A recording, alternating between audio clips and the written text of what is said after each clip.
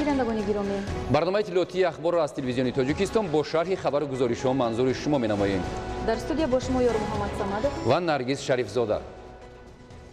имрӯз асосгузори сулҳу ваҳдати миллӣ пешвои миллат президенти ҷумҳурии Тоҷикистон муҳтарам Эмомалӣ Раҳмон ба раиси ҷумҳурии мардумии Чин Си Ҷинпин барқаи табрикӣ ирсол намуданд, ки дар он омадааст. муҳтарам ҷаноби раис, бо таманниёти беҳтарин аз номи ҳукумат ва мардуми Тоҷикистон, ҳамчунин шахсан аз номи худам, шумо ва тамоми мардуми дӯсти Чинро ба муносибати ҷашни санаи дорои аҳамияти таърихӣ 70-умин солгарди таъсисёбии ҷумҳурии мардумии Чин сидқан табрику муборакбодӣ менамоям. таи ин давра ҷумҳурии мардумии Чин дар бахшҳои мухталифи рушди сиёсӣ, иҷтимоиву иқтисодӣ ва илмиву техникӣ ба пешравиҳои азим ноил гардида, дар арсаи байналмилалӣ обрӯ ва эътибори баландро соҳиб шуд. ҳамаи ин дастовардҳои бошукӯҳ албатта натиҷаи заҳмату меҳнати хастанопазири тамоми мардуми Чин ва роҳбарияти сиёсии он мебошад. мо аз ин комёбиҳои ҳамсояи бузург, нек ва бо эътимоди худ изҳори хушнудӣ менамоем ва баронем, ки онҳо заминаи мустаҳкамро барои рушди босуръати минбаъдаи ҳамкориҳои байни давлатии ду кишвар дар ҳама арсаҳо фароҳам меоранд. ҷониби Тоҷикистон ҳамеша алоқаманди таҳкиму тавсеяи анъанаҳои дӯсти қавӣ ва муносибатҳои шарикии ҳамаҷонибаи стратегӣ бо ҷумҳурии мардумии Чин мебошад.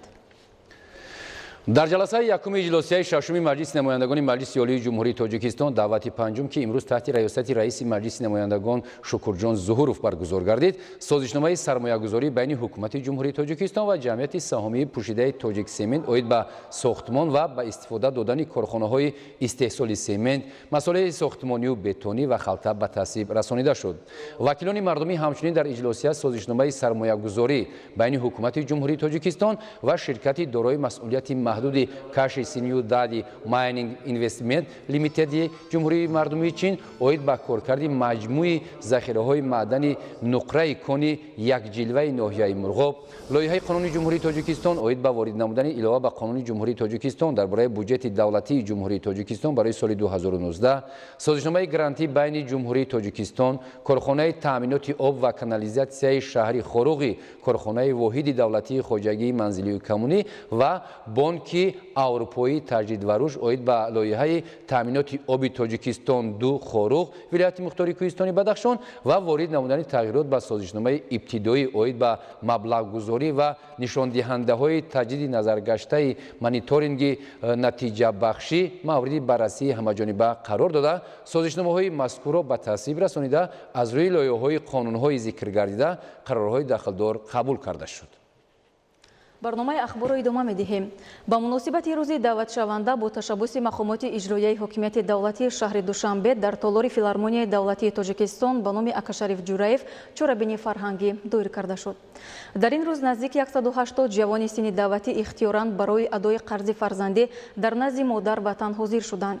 дар доираи баргузории як чорабини фарҳангӣ даъватшавандагон ба ҳам омада шодиву хурсандӣ намуданд ва ба хизмати ҳарбӣ гусел карда шуданд. гузориши ҳамкоронимон. бо иштироки намояндагони мақомоти иҷроияи ҳокимияти давлатии шаҳри Душанбе ва ноҳияҳои он дар пойтахт, намояндагони вазорати мудофиаи ҷумҳурии Тоҷикистон, навдаватшудагон ва меҳмонони дигар дар толори филармонияи давлатии Тоҷикистон ба номи Акашариф Ҷураев чорабинӣ бо шукӯҳи фарҳангӣ баргузор гардид, ки дар он навдаватшудагон дар якҷоягӣ бо волидони худ рақсу хурсандӣ намуданд. дар ҳамоиш навдаватшудагону падару модари онҳо баромад намуда зикр доштанд, ки хизмат дар сафи қувваҳои мусаллаҳи ҷумҳурии Тоҷикистон қарзи фарзандии ҳар як ҷавонмард ба шумор меравад.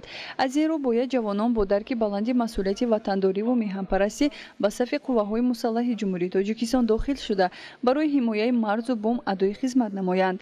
масъулин зимни баромади худ таъкид намуданд, ки ҷавонони кишвар дар ҳамаи бахшҳои ҷомеа фаъолияти назаррас доранд ва барои ҳимояи сарзамини худ низ ҳамеша омода ҳастанд. дар идомаи чорабинӣ зикр гардид, ки имрӯз бо дастгирии ҳукумати ҷумҳурии Тоҷикистон дар тамоми қисмҳои низомии қувваҳои мусаллаҳи мамлакат шароити зарурии буду боshi хизмат барои афсарону сарбозон муҳайё карда шудааст. ҳамин аст, ки имрӯз ҷавонон ихтиёрӣ ба комиссияҳои даъватӣ ҳозир шуда барои хизмати модарватан омодагии худро баён менамоянд. хизмат дар сафи қувваҳои мусаллаҳи ҷумҳурии Тоҷикистон вазифаи муқаддаси ҳар як ҷавон ба ҳисоб рафта, он ҳамчун мактаби обутоб ва мардонагӣ дониста мешавад. аз ин рӯ ҷавонони синни даъватиро зарур аст, ки бо ҳисси баланди худшиносӣ ин қарзи ҷавонмардии худро иҷро намоянд. ҷавонони шаҳри Душанбе ба мисли ҳамсолони худ аз гӯшаву канори дигари мамлакат ҳамеша дар самти дифои марзу буми аҷдодӣ дар сафи пеш қарор доранд. дар даъвати навбатии ҷавонон ба сафи қувваҳои мусаллаҳи кишвар низ ин қишти ҷумеаи пойтахт фаъол буданд. من بعد ختم دانشگاه به قواهای مسلح جمهوری تاجیکستان دعوت شدم و میخواهم که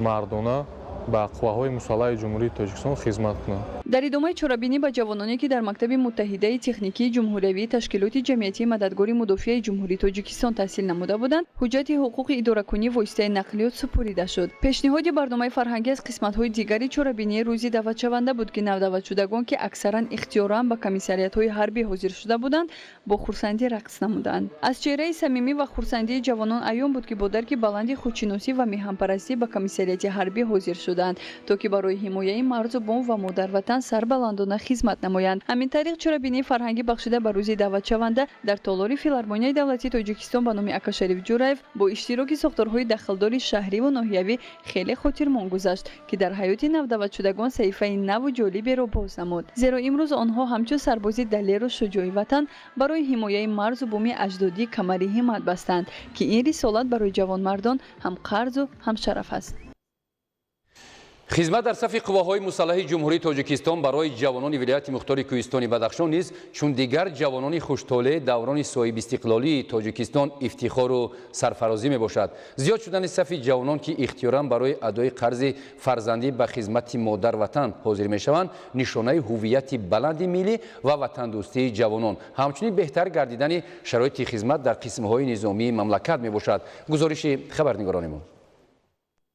در دایره اجرای فرمان پرزیدنت جمهوری تاجیکستان درباره به احتیاط رخصت دادن خدمتیان حربی که مهلت خدمت حربی را ادا نمودند و دعوت نوبتی شهروندان سالهای تولد 1992-2001 جمهوری تاجیکستان به خدمت حربی در قطار دیگر شهر و نواحی کشور، جوانان ولایت مختار کوهستان بدخشان نیز با آمادگی جدی به نقطه طبی حاضر شده در حضور کمیسیون ولایتی دعوت از معاینه طبی گذشتند. در سطح ضروری به راه مانده شدن کارهای ترغیباتی و تشویقاتی نتیجه ثمره بخش داده، فعال شوی اهل جامعه امکان داد که جوانان ولایت مختار کوهستان بدخشان با پشتیبانی سیاست پیشگرفته رابطه عالی مملکت برای حمایت خاک مقدس کشور همه‌جانبه آماده گردند. قسمت زیادی جوانان سن دعوت اختیاراً روز اول این معرکه مهم سیاسی به کمیساریات حربی حاضر شدند. با پشتیبانی سیاست سازنده و جوانپرورانه پیشوای معظم ملت، دعوت شدگان اظهار داشتند که با درک بلند مسئولیت وطنداری وظیفه شهروندی خود را جهت خدمت به وطن، تحکیم استقلالیت و اقتدار مدافعوی دولت سربلندانه ادا خواهند نمود. من با خواهش خودم به کمیساریات حربی ناحیه درواز حاضر شده میخواهم که در صف قواهای مسلح جمهوری تاجیکستان خدمت نمایند. من با خواهش خودم به خدمت حربی دعوت شدم و خدمت حربی را از دل و جان و با سر بلند اجرا می نمایم. ناحیه‌های درواز، شغنان، مرغاب دعوت شوندگان را به نقطه جمع‌شوی ولایتی آوردند. ما امروز می‌بینیم که همه دعوت شوندگان که در نقطه جمع‌شوی ولایتی جمع شدند، همه آنها خود اختیاری به صف ارتش رفته ایستادند. آموزش شهروندان سن سال دعوتی سال 1992 گذرانده شد که در جامعه‌ها، محل‌ها و دهه‌ها آموزش با پدر و مادران صحبت گذرانده شد که باعث خرسندی است که 30 نفر با خواهش خودش اختیاراً به خدمت حربی آماده می‌باشند. بعد به پرگی از معاینه طبی گذاشتن دعوت شوندگان سنه 3 اکتبر در میدان پرچم دولتی شهر خاروخ مراسم با تنتنه گسیل دعوت شوندگان ولایت مختار کوهستان بدخشان به صف قواهای مسلح کشور دایر خواهد گردید.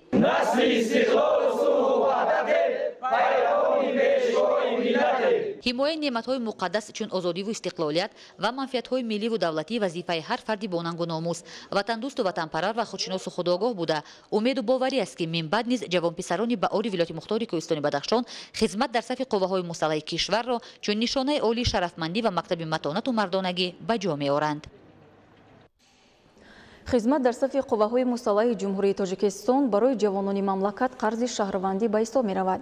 امروز 300 نفر جوانان سن دعوت حربی از ناحیه‌های وادی رشت اختیاراً به صف قواهای مسلح جمهوری تاجیکستان گسیل کرده شدند. تفصیلات بیشتر در گزارش منوچهری سلیمان.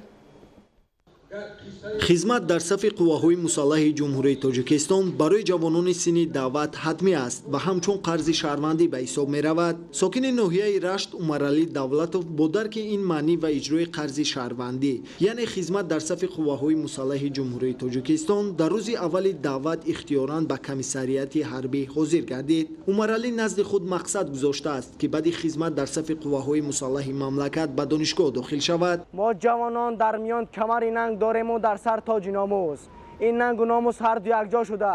اتفاق بودن ما را به دولت خود، به ملت خود، به پیشوای خود، به مقدسات خود، به خلق خود نشان می‌دهد. چطوری که میگویند ما جوانان در دل هوس و آرزوی زیاد داریم. بعد ادای خدمت به صف قوای مسلح جمهوری تاجیکستان برآمده به دانشگاه‌های عالی جمهوری تاجیکستان داخل شده به خلق خودمان صادقانه صافدلانه خدمت می‌نماییم. یک قطره آب وطن را، یک ذره خاک وطن را صادقانه صافدلانه حفظ می‌نماییم. در برابر عمرعلی با 300 نفر جوانان خودآگاه و وطندوست ناحیه‌های وادی رشت اختیاراً به صف قواهای مسلح جمهوری تاجیکستان شامل گردیدند. اختیاراً حاضر شدن جوانان به کمیساریات‌های حربی از یک طرف حس بلند وطندوستی و انجام رسالت فرزندی نزد وطن مادر باشد، از جانب دیگر امکانات و شرایط معاصر خدمت به شبهه به این عامل تاثیرگذار است. آمدم و خواستم خدمت مادر وطن خود را انجام دهم.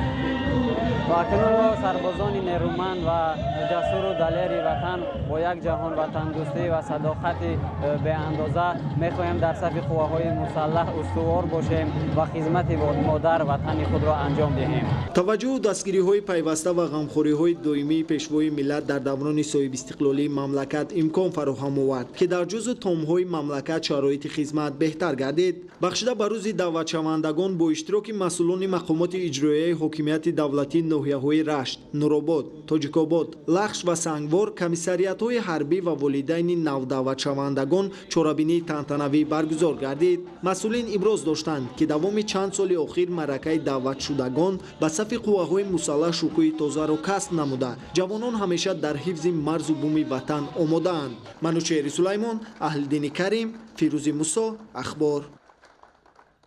حفظ وطن، تحکیم استقلالیت و اقتدار مدافعوی آن وظیفه هر یک شهروند بوده، خدمت در صف قواهای مسلح برای جوانان مکتب مردانگی است. جوانان شهر نویای ولایت ختلون نیز با کمال افتخار و ننگ و ناموس وطنداری آمادگی خود را به خدمت حربی بیان داشتند. گزارش خبرنگاران ما. در روز نخستین آغاز معرکه مهم دعوت تیرماهی جوانان به خدمت حربی در باغ مرکزی فرهنگ و فراغتی شهر کلوب چاره‌بینی روز دعوت شونده برگزار گردید. در این تدبیر مسئولین مقامات اجرایی حکومت دولتی، سابقه‌داران جنگ و مهنت، شاعران و فعالان، والدین دعوت شدگان اشتراک کرده نوسکران را به خدمت صادقانه در نزد مادر وطن هدایت نمودند. ضمن برآمدها قید گردید که برای همه شرف بزرگ است که امروز وطن عزیز ما تاجیکستان دارای ارتش ملی پرقدرت و توانا بوده مرز و بوم کشور و فرزندان با آر و ناموسمان حمایت میکنند و خدمت در صف قواهای مسلح جمهوری تاجیکستان قرض شهروندی هر یک جوان بوده. آنها باید از این مکتب مردانگی و جسوری گذرند و وظیفه مقدس خود را با سربلندی در نزد خلق وطن و ملت به جا آورده صلح و آرامی امنیت کشور را با دل و جان حفظ نمایند و صداقت خود را همچون محافظ و تکیهگاهی با اعتماد وطن و وطنداری ثابت سازند. امروز جوانان به خاطر حمایت مرز و بوم وطن در اینجا جمع آمدند تا که خدمت مادر وطن را سربلندانه اجرا نمایند. با اطمینان کامل میتوان گفت که این جوانان و دهها جوانان دیگر وظیفه مقدس خود را با سربلندی در نزد خلق وطن و ملت به جا آورده صلح و آرامی امنیت کشور و مهنت بنیادکارانه مردم را با دل و جان حفظ مینمایند. قابل قید است که طی سالهای صاحب استقلالی با دستگیری دولت و حکومت در همه قسم و واحدهای نظامی شرایط‌های خدمت و تامین مادی و تکنیکی خیلی بهتر گردیده است. در این تدبیر پدر و مادران فرزندان را به خدمت صافدلانه به وطن دعوت کرده ابراز داشتند که مثل اجدادان خویش باید خاک مقدس این سرزمین حمایت کرده شود. روز دعوت شونده در شهر کلوب با برنامه فرهنگی و رقص‌های نوسکران و هنرمندان خاطرمان انجام یافت. رحمت علی نظری، ایرج قربانعلی، شهر کلوب، اخبار. خدمت به وطن تحکیم استقلالیت و اقتدار مدافعوی آن وظیفه هر یک شهروند بوده. خدمت در صف قواهای مسلح برای جوانان مکتب مردانگی است. جوانان محض در دوره خدمت حربی امکان دارند که ماهیت و مفهوم‌های وطن، دولت و مقدسات ملی خود را به خوبی درک کرده سبق دلیری و شجاعت و صداقت آموزند. در این ردیف در ناحیه یاوان روزی دعوت شونده برگزار گردید. در روز اول دعوت 40 نفر جوان که به طور اختیاری به کمیساریات حربی آمده بودند به صف قواهای مسلح گسیل کرده شدند. طبری گفته شد جوانان با کمال افتخار و ننگ و ناموس وطنداری باید آماده خدمت باشند و درک کنند که حمایت مرز و بوم وطن قرض فرزندی و مایه افتخاری هر یک جوان مرد می باشد. در مراسم برنامه رنگین فرهنگی دایر گردید. در نتیجه تشکیل درست کارهای فرماندهی، ترغیب و تشویق وطن دوستی و وطن پروری در بین جوانان مملکت در دعوت تیرماهی سال جاری شماره جوانان اختیاری به مراتب افزود. جوانان ناحیه با حس بلند مسئولیت شناسی و احساس وطن دوستی به کمیسریات حربی حاضر شده بعد گذشتن از تشخیص طبی معین گردن سالمی آنها اجازه‌ای در صف ارتش ملی خدمت کردن را به دست آوردند. در رسم گسیل نوازکران، مسئولین ناحیه، والدان و پیران روزگار دیده حاضر شده عاید به اجرای قرض فرزندی که وظیفه اساسی جوانان باننگ و ناموس ملت می باشد ابراز نظر نمودند. تاکید شد که در جواب به غمخوری‌های جانبی حکومت جمهوری تاجیکستان در سمت بهتر گردانیدن وضع خدمت در سربازان را میباید در نوبت خود وظیفه بی‌واسطه خود حمایت دولت و مرز و بوم وطن را تامین کرده در آماده باشی جنگی، تربیت و آبتاب جسمانی و معنوی حیات شخصی اعتبار دائمی و جدی ظاهر نمایند. در همایش نوازکران را در وضعیت تنتنوی به صف قوای مسلح گسیل نمودند. از چهره بریده هر یک جوان پسر در این مراسم دیده میشد که آنها با حس بلند مسئولیت شناسی آماده خدمت به مادر وطن هستند و با دل و جان در حفظ صاحب استقلالی وطن و مرز و بوم مقدس مردان نوار سهم می‌گذارند. خدمت در صف قواهای مسلح جمهوری تاجیکستان و حفظ مرز و بوم کشور وظیفه مقدس هر جوانمرد بوده.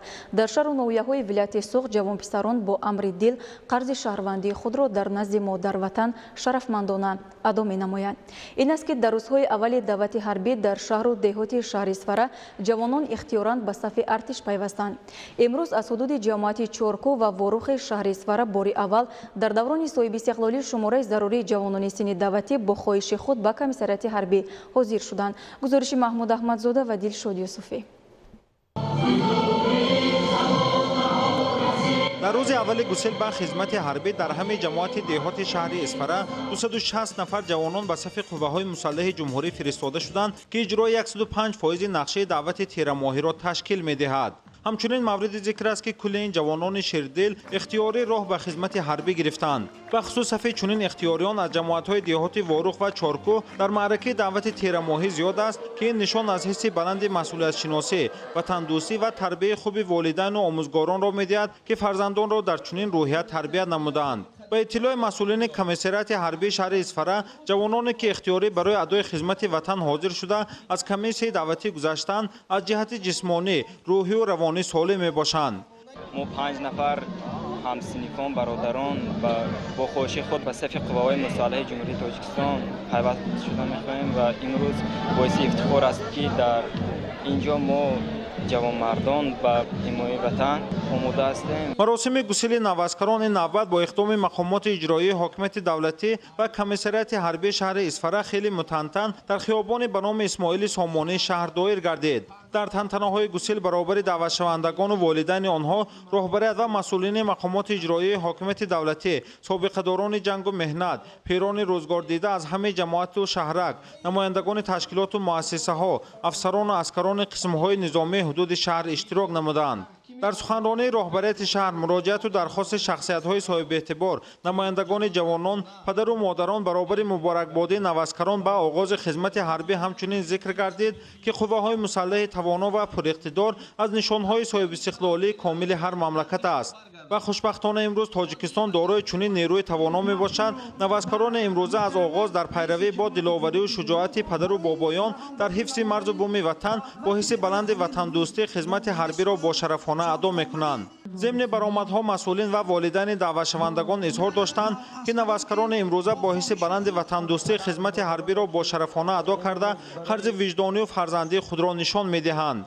وقتی که سری تنی فرزندم میبینم و سعادت بچگی فرزندم میبینم، من همون وقت به آرزوی خودم میرسم که من پسر کلام کردم، یک جوان مرد برآمده به خواهش خودش به خدمت وطن مادر میره. این خوشبختی من است. در جمع آمد گروهی از والدین نوسکران برای تربیت فرزندان دلیر و شجاع از جانب مقامات اجرایی حاکمیت دولتی شهر اسفره برای سهمگذاریشان در آبادی کشور و حفظ پایه‌های دولتداری با افتخارنامه‌ها قدردانی کرده شدند. تنتنه گسیل گروه اولین دعوت شوندگان در شهر اسفره با شهامت خاصه و صمیمیت افزون جریان گرفت. در فرجام و نوسکران گل و گلدسته‌ها تقدیم گردید و گروه 260 نفره نوسکران شهر اسفره در روز اولین دعوت با آرزوی نیک حاضرین زیر صدای سرود و موسیقی به صف قواهای مسلح جمهوری رهسپار گردیدند. محمد احمدزاده، دلشاد یوسفی برای برنامه اخبار از شهر اسفره.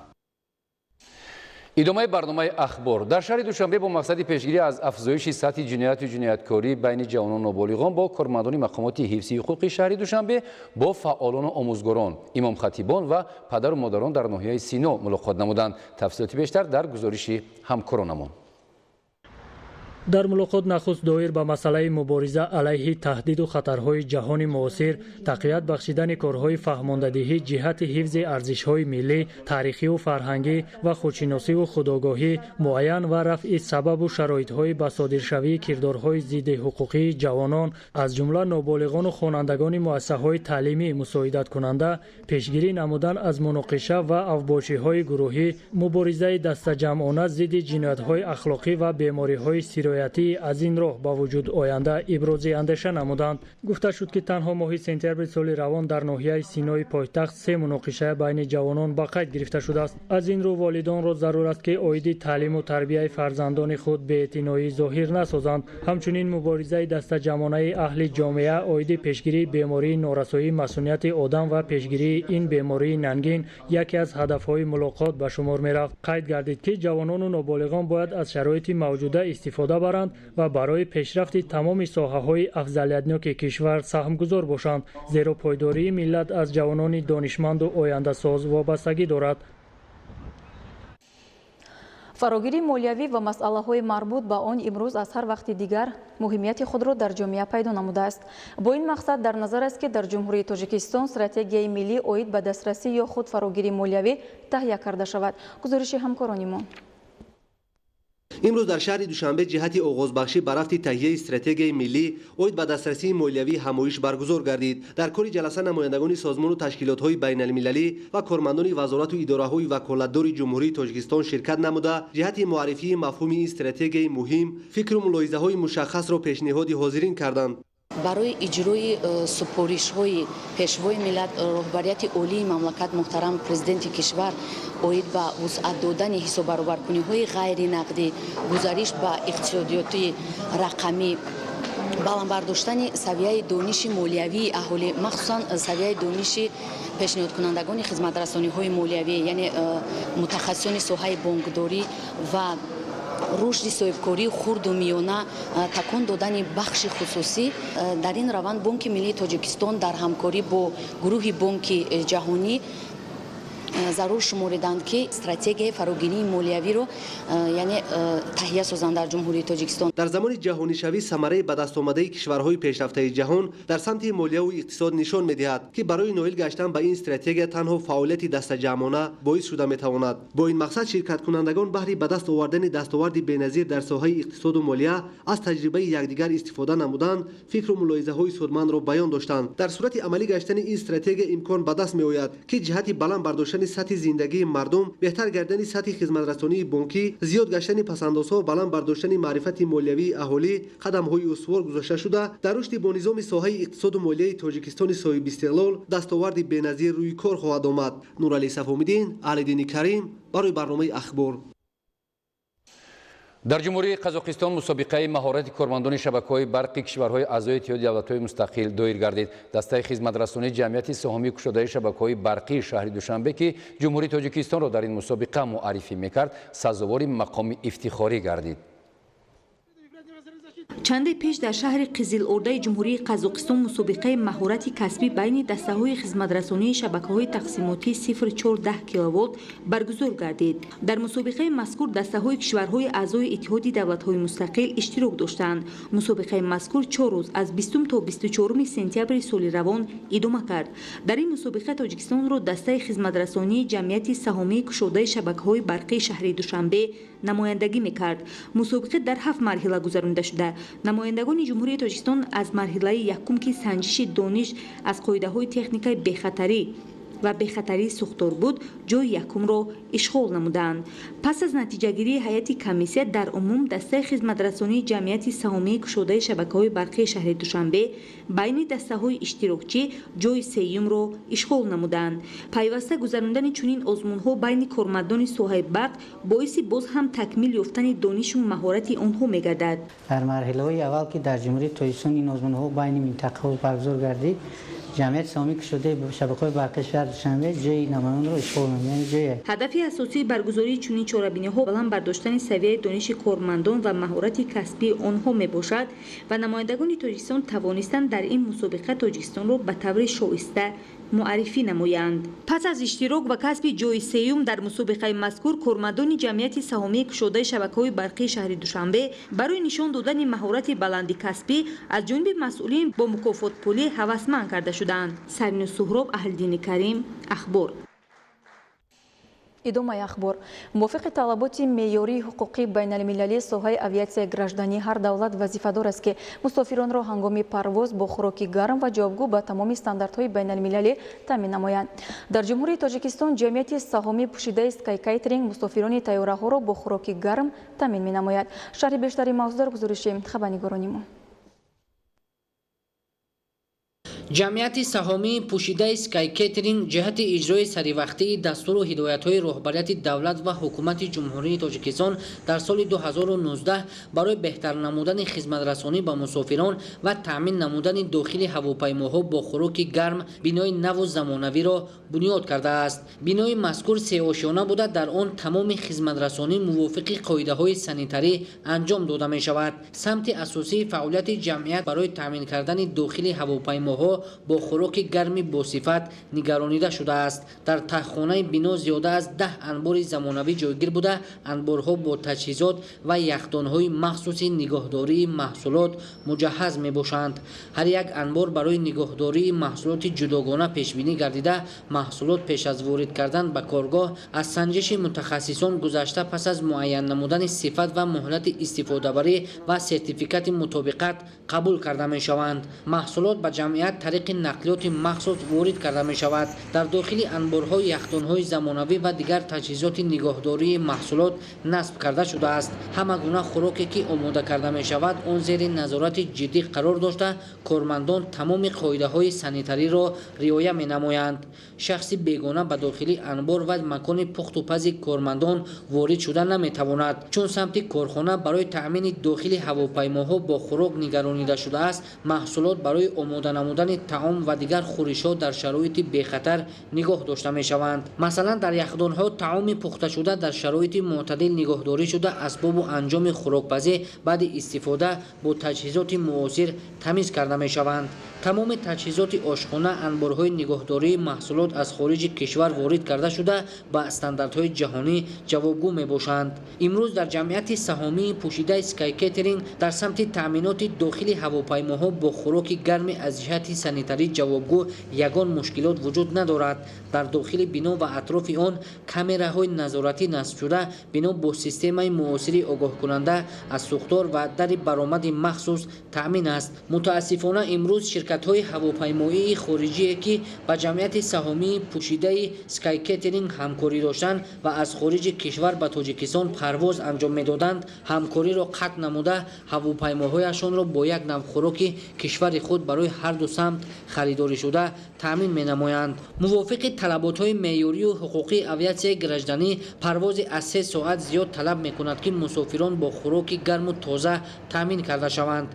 امروز جمعیت سهامی پوشیده اسکای کیترینگ با یک شرکت وطنی همکاری دارد و خلاص که این حالت با کاهش یافتن جای‌های نو کاری آورده می‌رساند. اگر در سال‌های 2017-2018 از حساب جمعیت سهامی اسکای کیترینگ و بودجه دولت زیاده از 6 میلیون سومانی مبلغ وارد می‌گردید، بنابر حالت پیش آمده در 6 ماه سال 2019 تدریجاً کاهش یافته به 2 میلیون و 200 هزار سومانی برابر گردیده است. حالا شماره کارگران 80 نفر را تشکیل می‌دهد. در حالت ادامه یافتن چنین وضع احتمال اختصار کردن کارگران و پررق قطع گردیدن فعالیت جمعیت باعث می‌گردد. باید تاکید نمود که از فرودگاه بین‌المللی دوشنبه در یک هفته 11 شرکت هواپیمایی مسافربر خارجی و یک شرکت وطنی جمعیت دارای مسئولیت محدود شرکت هواپیمایی سامون ایر به 96 خط سیر پرواز انجام می‌دهند. متاسفانه یگان تای شرکت‌های هواپیمایی خارجی با جمعیت سهامی پوشیده اسکای کیترینگ همکاری ندارند. این هم در حالی است که 90% مسافران شهروندان جمهوری تاجیکستان میباشند. از جانب رهبریت جمعیت سهامی پوشیده اسکای کیترینگ جهت حل مشکلات و برقرار کردن همکاری‌ها با شرکت‌های هواپیمایی و نهادهای مربوطه وزارت نقلیات کشور و دیگر اداره و ساختارهای دخلدار مراجعت کردند، ولی مراجعت و درخواست رسمی شرکت در خصوص رعایت طلبات‌های معیاری حقوقی بین‌المللی ساحه اویاسیای گراجدانی شرطنامه‌های عمل کننده طرفین به بررسی و به نتیجه‌گیری باقی مانده است. پرورش و استحصال انگور که از میوگی سرطلب به شمار می‌رود در تاجیکستان به طور گسترده به راه مانده شده است. تاک پروری مخصوصاً در شهر ترسونزاده رشد نموده، خواجگیداران به این بخش ساحه کشاورزی توجه زیاد دارند. گزارش خبرنگاران ما. انگور از محصولات میوگی سرطلب به شمار رفته، پرورش و استحصال آن در جمهوری تاجیکستان به طور گسترده به راه مانده شده است. تاک پروران مملکت برابر تامین بازار داخلی با انگور خوشصفت، همچنین وابسته به امکانیت به خارج کشور نیز این نامگوی محصولات کشاورزی را صادرات می‌نمایند. تاک پروری در شهر ترسونزاده شغل دوست داشته اهالی میباشد و خواجگیداران برابر به خود تامین نمودن زندگی شایسته، اینچنین در پیشرفت جامعه نیز سهمی نظر است دارند. نعمت عثمانوف از دهقانان اصیل در شهر ترسونزاده به شمار رفته، عمری با برکت خویش را پوره به پرورش و استحصال انگور روانه ساختند و تجربه آنها امروز در سراسر مملکت استفاده می شود. یک درخت یک نرم داره. هر یک درخت همین درخت 80 کیلو باره رسانده پخته رسانده میتونه. اینا دهقان و تجربهش که زیاد شد اون علاقه خیس میکنه. درخت نگاه کرده خیس میکنه که همین درخت با من 100 کیلو انگور مانم اینا پخته میرسونه. بعد همین شمرده 100-120 خوشه انگور میمانه. دیگر 300 تاشه 200 تاشه کنده میپرته بیرحمانه. اگر اخل نکنین همون 300 تا استاد یگان سر پختگی انگور نمیوین وقتش اومده، همش خناکش پس لغ لذتش نیست، لغ میشه هاکذا. بعد دویم طرفش که همه جبر دیده درخت گویم همونه سال آینده با ای حاصل میمونه. اما نوادهاش پخته رسانده نمیتونه، خود نمیرسه. حدود تاگزار حاصل دهنده خواجگی مذکور در شهر ترسونزاده که مربوط به نعمت عثمانوف است 105 گکتار را تشکیل داده، در آن بیش از 160 نفر سهامداران به پرورش و استحصال انگور مشغول هستند. از تاگزار خواجگی اطراف 10 نمود انگور جمع‌آوری کرده می شود. همساله خواجگیداران از هر گکتار از 30 تا 35 تن حاصل به دست می آورند. این نمود انگور شاخانه نام داره. برای چی در بازار نرخش بلند؟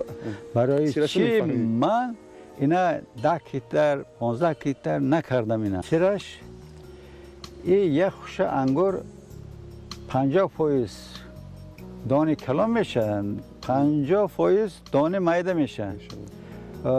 خیلی که آچه بچه میگن همه خیلی میشه. بعد از گل کردن اما مایداش چیندن لازم میشه. یک سر انگور همه خیلی یک تایی مثلا من هم یک چی افتم همه خیلی مایده دانه را کارگر مانده هر یک سره یک تایی چینده مایدش میگیریم. صفتش گم میشه. آچه بچه که شد یک انگور دانه کلان گردشته 10 تا انگور مایده این با صفتش گم میکنه. نعمت عثمانوف میگوید توک انگور را باید همچون فرزند نگاه و بین کرد وگرنه حاصل دلخواه به دست آوردن غیر امکان است. кишоварзони ноҳияи деваштиҷ бо истифода аз таҷрибаи пешқадам ва риояи қоидаҳои агротехникӣ дар ҳамаи шаклҳои хоҷагидорӣ парвариши картошкаи мутобиқ ба иқлими маҳалро амалӣ намуда мақсад доранд ки истеҳсоли картошкаро то 150 000 тонна расонанд. барои расидан ба ин ҳадаф кишоварзон аз имкониятҳои мавҷуда пурсамар истифода менамоянд. гузориши мазбут бобозода. деваштиҷ аз навоҳии дурдасти ҷумҳурии азизамон маҳсуб ёфта макони истеҳсоли картошкаи алосифат ва аз ҷиҳати экологӣ тозатарин ба шумор меравад.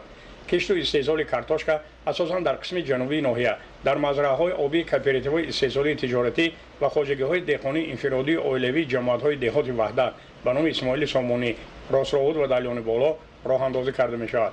зеро обу ҳавои ин мавзеъ ки дар доминаи қаторкӯҳҳои Туркистон дар баландии зиёда аз 2000 метр аз сатҳи баҳр боло маъво гирифтааст, барои парваришу истеҳсоли картошкаи хушсифат басо созгор аст. имрӯз маъракаи ғунучини картошкаи сабзӣ дар 91 адад хоҷагиҳои деҳқонии инфиродии оилавӣ, 12 адад кооперативҳои истеҳсолии тиҷоратӣ ва хоҷагиҳои калони тухмипарвари ҷамоати деҳоти ваҳдат ҷараёни тоза касб кардааст. хоҷагидорон дар ҳадифи захираи тухмии картошка ҳамзамон ҳамарӯза аз 30 то 35 автомашини калонҳаҷми боркашонро пур аз картошкаи сабзӣ гардонида ба шаҳру навоҳии вилоятҳои Бадахшон, Хатлону Суғ, тобеи марказ ва шаҳри Душанбе интиқол медиҳанд. аз ҷамъоварии ҳосили бо арақи ҷабинпарварида маълум гардид ки ба ҳисоби миёна ҳосилнокии ҳар гектар картошказор 350 сентнерӣ ва сабзӣ 500 сентнериро ташкил медиҳад. ҳосилнокии майдони картошка дар хоҷагиҳои деҳқонӣ ва кооперативҳои истеҳсолии тиҷоратии деҳаҳои Мет, Угук, Чоянгарон ва хоҷагиҳои тухмипарварии Басманда ба номи Ҳотам Қурбонов ва Овчии Ғончӣ ба 400 сентнерӣ баробар гардид.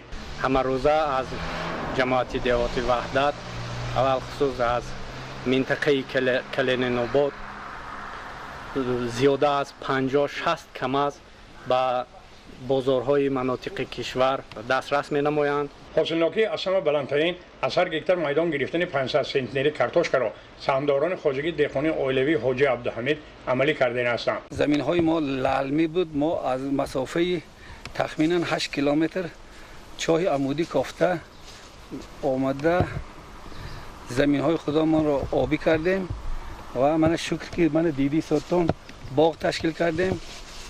картошка, сабзӣ, дигар зироатҳои хоҷи қишлоқ аз он ҷумла гандум, ҷав, беда кошта зиндагии худамонро пеш бурд истодем. картошкапарварони бо ҳимати хоҷагиҳои деҳқонӣ, кооперативҳои истеҳсолии тиҷоратӣ ва шаклҳои дигари хоҷагидории ноҳияи Деваштиҷ азм комил доранд ки соли равон истеҳсоли картошкаро то ба 150 000 тонна расонида дар таъмини бехатарии амнияти озуқаворӣ ва фаровонии дастархони сокинони ҷумҳурӣ саҳми бориз гузоранд. мазбут бобозода аз ноҳияи Деваштиҷ барои барномаи ахбор.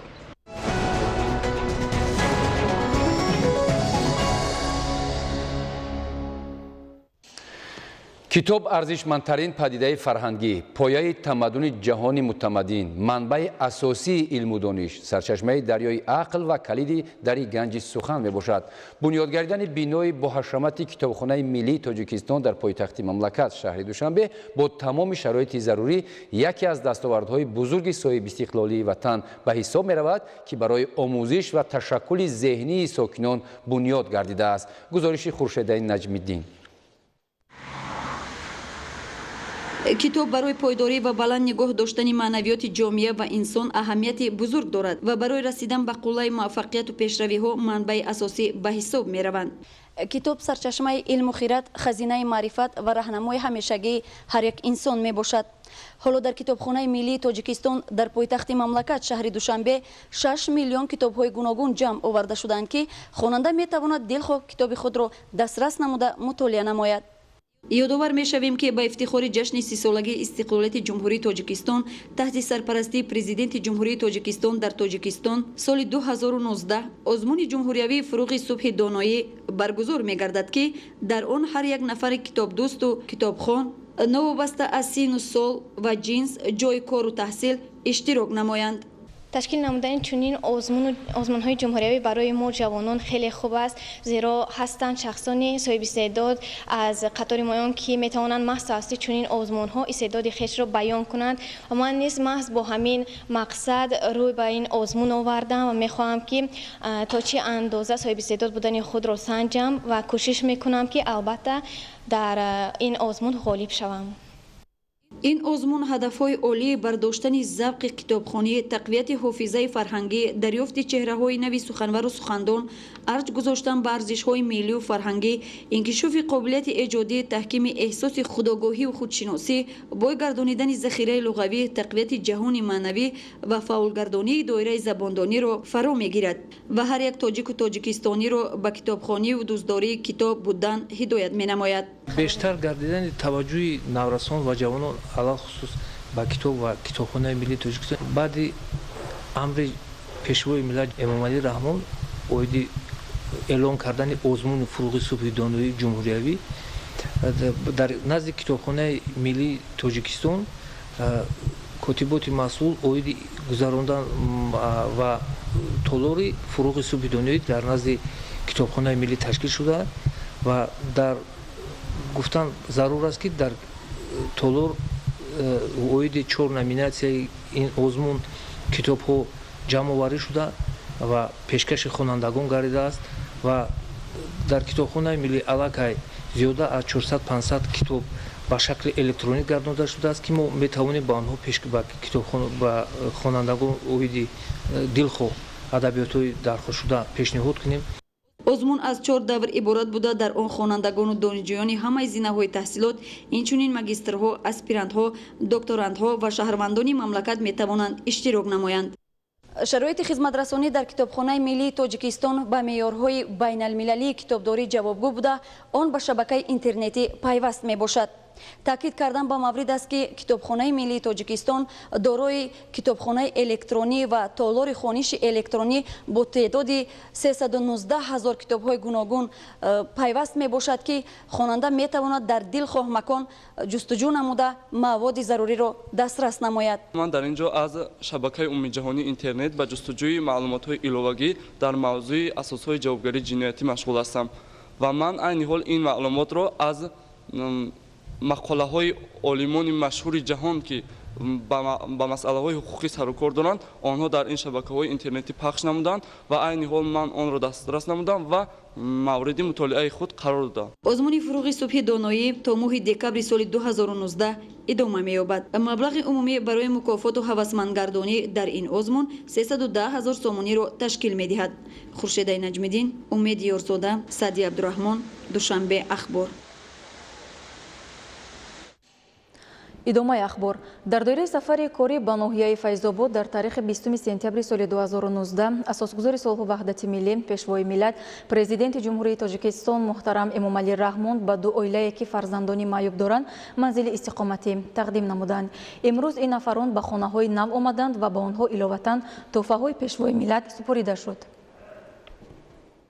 дар давоми солҳои истиқлолияти давлатӣ ятимону бепарасторон ва оилаҳои камбизоат ҳамеша зери таваҷҷӯҳи бевоситаи роҳбари давлат қарор доранд ва барои беҳдошти зиндагии онҳо аз тамоми имконатҳо истифода бурда мешавад. таваҷҷӯҳи хоси пешвои миллат ба ин қишри ҷомеа аст ки давоми сафарҳои корӣ аз шаҳру ноҳияи мамлакат роҳбари давлат ҳатман ба ин қишри ҷомеа ки ба ғамхорӣ ниёз доранд дасти кӯмак дароз намуда сари онҳоро падарвор сила менамоянд. Ёдовар мешавем ки дар дӯри сафари кории ба ноҳияи Файзобод асосгузори сулҳу ваҳдати миллӣ, пешвои миллат, президенти ҷумҳурии Тоҷикистон муҳтарам Эмомалӣ Раҳмон ба ду оилаи ниёзманд ва дорои фарзандони маъюб калиди хона супорида буданд ва имрӯз ин ду оила ба хонаҳои нав омаданд. гарчанки маъюбам бошам, бо насиҳати ҳидоятҳои ҷаноби олӣ ки пуштибони ҳар як маъюби ин кишвари азизамон ҳастанд. ҳунармандам, ҳунаре нест ки аз он бархурдор набошам. фақат дар зиндагӣ ягона танқисие ки доштам ин надоштани манзили истиқоматӣ ба талаботи мани маъюб ҷавобгӯ буд. солҳо аз набудани шароити зистам азоб мекаштам. инак хурсандии мани маъюб интиҳоӣ надорад, чунки бо иқдомҳои беназири ватанпарваронаи сӯзандаи ҷаноби оли соҳиби хонаву даргаштанд. намедонам аз хурсандӣ боз чӣ гуна миннатдории хешро баён созам. мавриди зикр аст ки хонаҳои истиқоматӣ бо пуштибонӣ аз сиёсати иҷтимоии роҳбари давлати ҳукумати ҷумҳурии Тоҷикистон дар шаҳраки ноҳияи Файзобод сохта шуда аз ду ҳуҷра иборат аст ва дорои беҳтарин шароити зиндагӣ мебошад. ин ду оила ки дар маркази ноҳия соҳиби хона ва макони муносиби истиқоматӣ гардиданд, бо шукргузорӣ аз давлати орому осуда, роҳбари ғамхору дилсӯз зиндагии осударо шурӯъ намуданд. онҳо мегӯянд бо рафъи ин мушкилии иҷтимоӣ акнун метавонанд зиндагии оромеро пушти сар намоянд. миннатдории худро ба муҳтарам пешвои миллат мерасонем ки чунин хонаи истиқоматӣ бо тамоми шароитош ба мо тӯҳфа карданд. он аз ғамхориҳои падаронаи пешвои миллат миннатдорем. бо дастури муҳтарам ҷаноб олӣ маро ба листаи касбии техникии маъюбон дохил карданд. мо аз ғамхориҳои муҳтарам ҷаноб олӣ миннатдорем. маврид ба таъкид аст ки оилаи Садриддинуфо ки 3 нафар маъюб дар ин оила аст, сабаби асосияш аз рӯи ташхиси табибон никоҳи хештабори наздик мебошад. дар дораи иқдомҳои башардӯстона ва сиёсати иҷтимоии давлати ҳукумати ҷумҳурии Тоҷикистон оилаҳои ниёзманд пайваста дастгирӣ меёбанд. дар ҳамин замина ба ду оилаи маъюб дар ноҳияи Файзобод аз ҷониби кумитаи кор бо занон ва оилаи назди ҳукумати ҷумҳурии Тоҷикистон тӯҳфаҳои пешвои миллат муҳтарам Эмомалӣ Раҳмон тақдим карда шуд. бо ёдоварӣ аз ғамхории пайваста ин ду оила ки аз тӯҳфаҳои пешвои миллат бархурдор гардиданд, изҳори миннатдории худро баён намуданд. ба ин ду оила тӯҳфаҳои арзишманд аз қабили ду мошини дарздӯзӣ ва дигар ашёи рӯзгору маблағҳои пулӣ тақдим карда шуд. бобокалон аминзода, фирӯзи мусо, ахбор. тоҷикистон кишваре дар қалби кӯҳҳои осмомӯс ва дорои табиати дилкашу афсонавӣ, ҳавои фораму табиати нотакрор, руду дарёҳои пурхуруш, заминҳои зархез, мардуми меҳмоннавозу соҳибтамаддун, дастони моҳиру ганҷофарин ва садҳо дигар ҷолибиятҳои таърихии дигар ҳазорсолаҳо боз ин сарзамини офтобиро дар саросари ҷаҳон маъмулу машҳур ва абадию пойбарҷой нигоҳ медоранд. гузориши Аҳалдини Нурулло. бояд гуфт ки аз оғози давраи соҳибистиқлолӣ барномаҳои рушди стратегии Тоҷикистон муайян карда шуданд. истиқлолияти озуқаворӣ, амнияти энергетикӣ ва раҳоиёбӣ аз бумбасти коммуникатсионӣ ҳадафҳои стратегии сиёсати дохилии Ҷумҳурии Тоҷикистон мебошанд, ки то имрӯз ин ҳадафҳои бунёдӣ тадриҷан дар амал татбиқ мешаванд. масъалаҳои иқтисодиву иҷтимоии кишвар ки имрӯз дар ҳоли рушд қарор дорад Тоҷикистон ба кулли роҳи муайяни ҳалли худро доранд ва 4 ҳадафи стратегии кишвар имрӯз аз ҷониби ҳукумати кишвар тасдиқ гардидааст ва 3 ҳадафи стратегӣ имрӯз пурра амалӣ гардид. бахши дигаре ки дар Тоҷикистон дар ҳоли рушд аст, ин соҳаи сайёҳӣ ба ҳисоб меравад. рушди соҳаи сайёҳӣ омили муҳими таъсиси ҷойҳои корӣ ва баланд бардоштани сатҳи некуаҳоли мардум ба шумор рафта, таъриху фарҳанг, табиат, обҳои мустафои шифобахш, анъанаҳо ва хӯрокҳои миллии миллати тоҷикро дар арсаи байналмилалӣ муаррифӣ менамояд. эълон гаштани солҳои рушди деҳот, сайёҳӣ ва ҳунарҳои мардумӣ дар мамлакат ин бори дигар аз ғамхориҳои роҳбарияти давлату ҳукумати ҷумҳурии Тоҷикистон нисбат ба рушди деҳот мебошад. рушди соҳаи сайёҳӣ ки имрӯз Тоҷикистони мо ба як кишвари бисёр зебо аз ҷониби давлатҳои ҷаҳон эътироф гардидааст ва бисёр табиати мусоид, табиати зебо ки дар як фасли сол мо метавонем 4 фасли сола дар кишвар мушоҳида кунем, боиси ҷалби диққати сайёҳони тамоми давлатҳои ҷаҳон гардидааст ва мо медонем ки имрӯз соҳаи сайёҳӣ яке аз соҳаҳои асосии даромадноки барои аксари давлатҳо ба ҳисоб меравад ва Тоҷикистон ҳам имкониятҳои зиёде барои рушди ин соҳа дорад, ки метавонад дар оянда яке аз сарчашмаҳои асосии даромади на танҳо давлат, балки тамоми бюҷети оилаҳое ки мебошад, ки онҳо имконияти қабули сайёҳонро низ дорад. дар тоҷикистон зиёда аз 1300 кӯл бо масоҳати 705 километр мураббаъ ҷойгир аст ки калонтаринашон қароқул, сарез ва яшкул мебошад. асосан кӯлҳои тоҷикистон дар баландӣ зиёда аз 3500 метр аз сатҳи баҳр ҷойгиранд. обанборҳои калонтарини тоҷикистон баҳри тоҷик ва норак мебошад. дар тоҷикистон зиёда аз 80 намуди ширхӯрҳо, зиёда аз 365 намуди паррандаҳо, 49 намуди хазандаҳо, зиёда аз 10 000 намуди ҳашарот мавҷуданд. дар ин ҷо паланги барфӣ, силови синҳо, хирсҳо, савсорҳо, инчунин оҳу, гӯсфанди кӯҳӣ зиндагӣ мекунанд. айни замон дар тоҷикистон 4 мамнунгоҳ, бешаи палангон, ромид, дашти ҷум, зоркӯл, 13 парваришгоҳ ва боғи миллӣ вуҷуд дорад ки масоҳати умумии онҳо 21% қаламрави тоҷикистонро дар бар мегиранд. бинандагони гиромӣ, ин буд барномаи иттилооти ахбор аз телевизиони Тоҷикистон. хайр, саломат бошед.